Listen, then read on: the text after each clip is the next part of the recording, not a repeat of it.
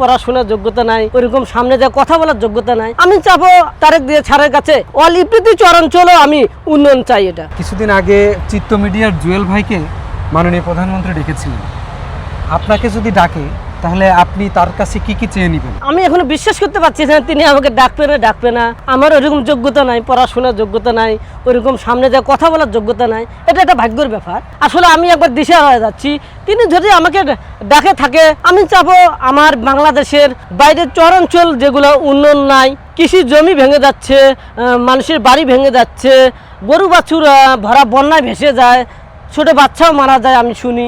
এগুলো চর অঞ্চলগুলা অলিপিতে চর অঞ্চল আছে বাংলাদেশে, কোনায় কোনায় যে চর অঞ্চল আছে ভালো করে বাঁধ দিতে হবে, ব্লক দিয়ে ভালো করে ভারী বস্তা দিয়ে বাঁধ দিতে হবে। তাহলে ধরুন আমার নদীগুলা সুরক্ষা থাকে, নদী ধরুন ভাঙার সুযোগ না পায়।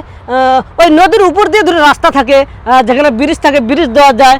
আসলে শহরের সাথে একদাস হলে এই চর অঞ্চলগুলো শহরের সাথে আমি আশা করি ঝিলমিল শহর হবে, অনেক সুন্দর হবে। রাতের বেলা ঝিলমিল করবে আর দিনের বেলা সূর্যের আলোতেও ঝিলমিল করবে। এটা হলে ভালো হবে। আর নদীর জায়গার যদি খনন করা যায়, নদীর জায়গা থাকলো আর রাস্তার জায়গা ঝিলমিল করবে। এটাই আমি তারেক দিয়ে ছাড়ের কাছে অলিপিতি চরাঞ্চলও আমি উন্নয়ন চাই। এটা